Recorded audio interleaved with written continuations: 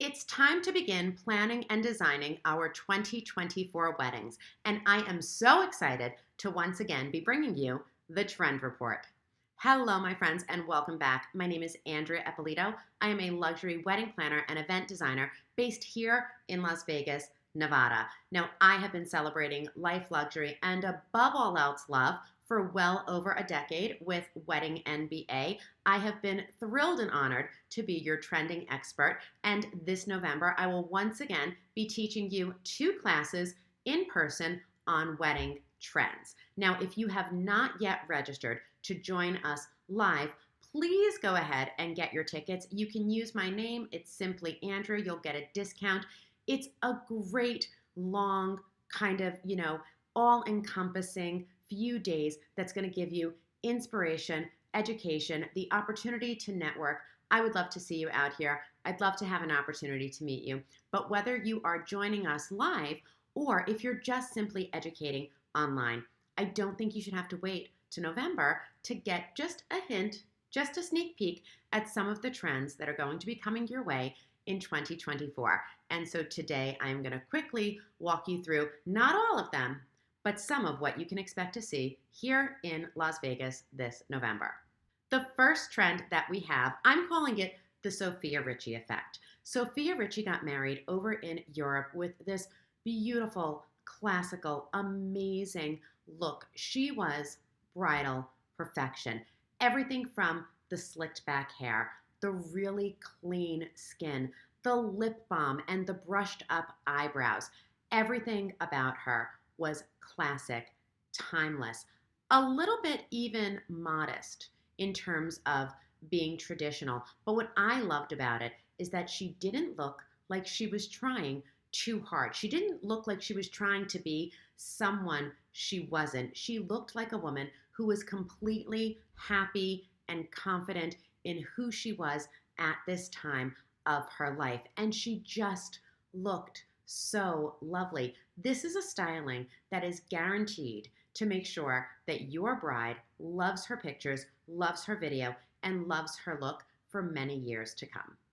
The second trend that we see is seasonality as a decor element. Now, in today's economy, everybody wants their weddings to look super beautiful, super lush, really kind of, overdone and magical, but we may not all have the ability to spend that much on decor. And so one of the greatest things we see people doing is leaning into the season, leaning into what is already in existence as a way to create a much stronger, elevated base that they can then embellish as design. So winter is pretty obvious. You have a lot of holiday decor. You have red, green, gold, blue, but you also have texture. You also have light. You also have signs that are talking about family and gathering and love. And these are elements that are easily brought in to a wedding celebration. In the spring and the summer, you have gorgeous blue skies. You have the ocean. You have just these green fecund lawns and tons of flowers that are naturally blooming in gardens that you can build upon to create a gorgeous ceremony or reception. And in the fall, everything is warm.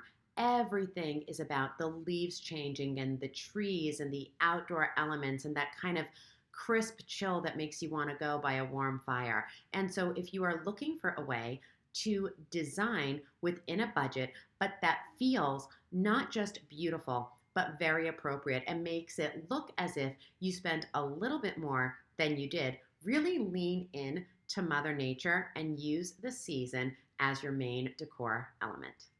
Our third trend is professional social media content creators that are working for the couple. Now, we as an industry have been using content creators for years. We've been doing behind the scenes video. We have somebody from our team taking photos and snippets and doing all these things that we can share on social media. But now we see that our couples are getting into the mix and they're hiring content creators to work specifically for them for the weddings, or they're using it as an add-on with their photo and video team. Now, why are they doing this? Number one, we all live online. If it's not on Instagram, if it's not on TikTok, if it's not on Reels, it almost didn't happen. But people don't want to be at the mercy of an aunt or a bridesmaid or a cousin who maybe doesn't capture them in their absolute best light. And so they're hiring content creators to go ahead and film them with their phone all day long.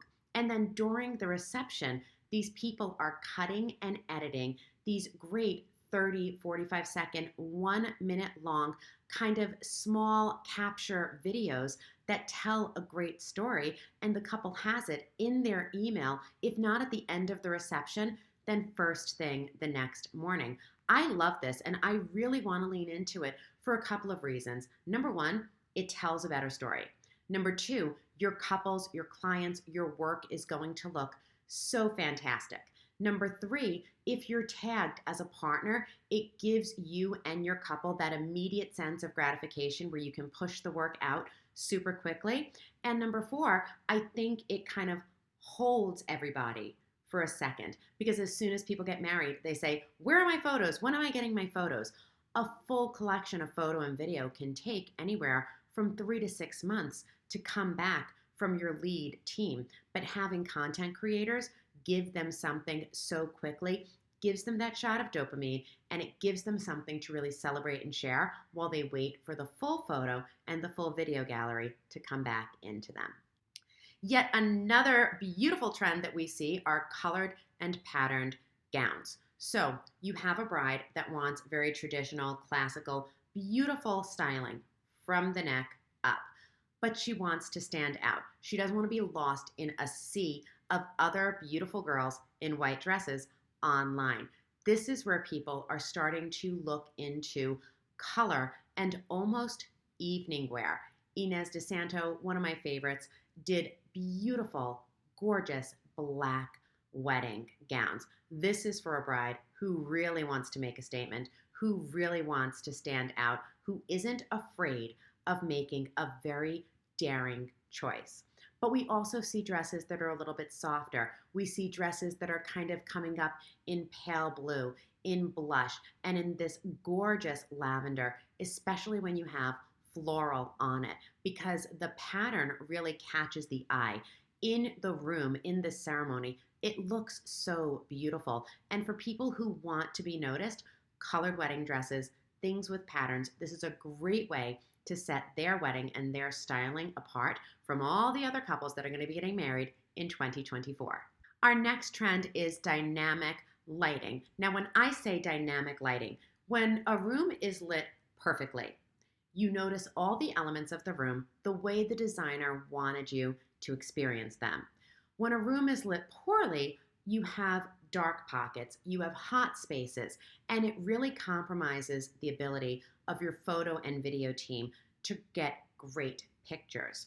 You should always be investing in lighting, because lighting is really the unsung hero that allows people to see your design. But what I'm talking about here is dynamic lighting, lighting that changes and lighting that moves. If you go through my social media, you'll see a lot of weddings where the lighting in the ceiling and around the room is actually changing and moving and flickering to the beat of the music. It's bringing up the energy, and it's creating this sense of just what a great time to be alive, what a great time to join the dance floor. I've had the privilege of working with Jacob Creative & Co. He's an absolute savant and a genius. Check out his work, but also look in your local market. Find somebody who has the ability to play with lighting and create a dynamic design. In terms of color, I'm going to call it, I think that you are going to see peachy orange be a huge color in 2024. What I love about this, it's not pink.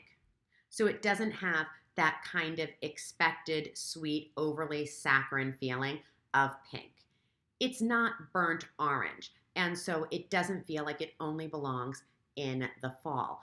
There is a sweetness to peach. There's a warmth to peach with a little bit of orange, a little bit of yellow, a little bit of pink. It's a color that can bend and play so beautifully in any season. If you are doing a seasonal wedding and you're looking at winter, that peachy orange goes so beautifully with red. In the spring, in the summer, you can put peach with white and it's gorgeous. You can put it with pink and it's beautiful. You can mix it with yellow. You can pull it into the fall with a darker orange. I did a wedding that was really kind of, filled with a lot of peach tonalities, and it wasn't as expected as pink.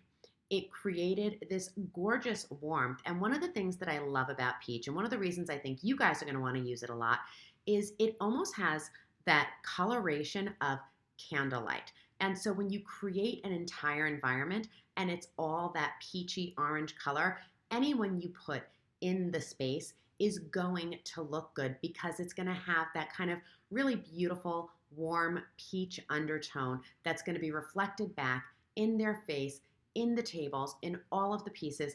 Trust me, peachy orange, you're going to love it for 2024. Now, another trend that we are going to see is pop culture. So Elvis is in the building. Elvis, Austin Butler as Elvis, using I Can't Help Falling in Love with You with Crazy Rich Asians. This has introduced an entirely new generation to Elvis, and they just love him. And why wouldn't you? He's the king. And so you are going to see Elvis being incorporated into weddings. Now, not just in terms of music and using some of his old songs as a beautifully nostalgic nod, but you're also going to see Elvis impersonators, not just in Vegas, in all areas of the world. We're going to see Elvis showing up at weddings, doing a first dance, showing up in cocktail parties, meeting and greeting. It's a super fun way to bring a pop culture reference, especially if you had anything to do with the movie, if you went to see it when it first came out, if you got engaged around that time. Elvis is going to be huge. And another pop culture reference that we are going to see a ton of is Barbie. The Barbie movie is about to come out, and it is going to explode Barbie core. We've already seen fashion using a lot of this beautiful kind of fuchsia pink. We've already seen bubblegum pink being used in a lot of different decor elements, a lot of different florals. But you are going to see Barbie influencing weddings, I believe, especially in terms of fashion. So Margot Robbie just recently went to the premiere. She wore that exaggerated kind of black Bob Mackie for Barbie dress. Think about that when it comes to proportions. A very kind of traditional curvy hourglass figure on a dress that then has that exaggerated tulle. Think about it for the way that grooms are going to be styled in the likeness of Ken. So what does that mean? When you see Ken dressed, everything is a match. You've got flat front pants with a pullover, whether it's a sweater or a polo. There's a pattern. It's monochromatic. It looks like it's been beautifully thought out. It matches and accents Barbie. This is going to be a big thing in couple styling, not just for the wedding day itself, but also for the rehearsal dinner, the welcome party, and the brunch. Another trend that we see that I just love are pandemic fur babies making a statement in the wedding. Now in 2020, 2021, so many people, whether they were single or coupled, went out and adopted animals. And so we have these fur babies in our lives that in so many ways have served not just as family members, but as emotional support pets for us. And when people are getting married, they really want to find a way to honor those animals without necessarily bringing them to the wedding. Now, if you can bring your animal to the wedding, I say do it. Put them in a bow tie, have somebody walk them down the aisle. You can't go wrong. Everybody loves a puppy at a wedding. But maybe your dogs are too big. Maybe they're not necessarily behaved. For whatever reason it is, if you're traveling to a destination and you can't have your animal with you, there are so many other ways that you can kind of bring your puppy to life at the wedding. I love having sketches done of fur babies and putting them on cocktail napkins. I think it's great fun to have little fondant animals made to maybe sit on a groom's cake or on a cupcake or on a cookie. Just make sure that you are including the animals because they are very, very important to your brides and grooms, and we want to make sure that we honor their place in our couples' lives. Another trend that we see are intentionally blurred photos. Now, when you see a photo of a dance floor and it's packed with people and there's blurry lights and there are blurry arms and legs, you do get this sense of, oh my God, they threw such a great party. Everybody was together, everybody was dancing, everyone was excited. But what I'm loving are the intentionally blurred portraits that we're seeing, because whether in color or black and white, they are unexpected. They look like something that you would find if you were going through maybe your grandmother's attic and you stumbled upon a box. They're timeless, they're beautiful, there's a sense of nostalgia, and there is this emotional component where it's almost as if the photo has been shot through a veil. You can see it, but you don't see everything, and I love the mystery that is coming across in intentionally blurred portraits. Our last and final trend is lighting the sky with twinkle lights. Now, I'm somebody who loves to help create trends. I don't love following them, I love creating them. And years ago, I had the opportunity to design a wedding atrium on the top of a mountain, and I wanted it lit in twinkle lights. And so we created these beautiful grids with all of these golden lights just falling from the sky. It was beautiful, it was elegant, it was romantic, it was sexy, it was absolutely everything. And since then, we are seeing twinkle lights absolutely everywhere. Now, twinkle lights were originally something that you would really only put outside. They were relegated to the outdoors, and you used them quite sparingly with strings. But today, the trend is to go over the top with an explosion of twinkle lights. So yes, you could potentially see them in an atrium filling the sky. We are seeing them on arches. We're seeing tunnels be created out of twinkle lights. And we are even seeing them in ballrooms, which previously was a big no-no. But we do see people creating pergolas specifically with the intention of bringing these twinkle lights in. And why wouldn't you? They're beautiful, they're soft, they're romantic, they bring your space to life. And I just think that everyone looks beautiful and loves being surrounded by something that's a little bit dazzling and a little bit magical. So those, my friends, are 10 trends that you can expect to see in weddings in 2024. We're going to be talking about a lot of trends at Wedding MBA this year. And if you have any questions about anything that we've talked about, or if there's a trend that you think I've missed, go ahead and shoot me a note. You can visit me at andreaeppolito.com/ask. Ask Andrea specifically exists for you, as does Wedding MBA, and I cannot wait to see you all in November. Thanks so much.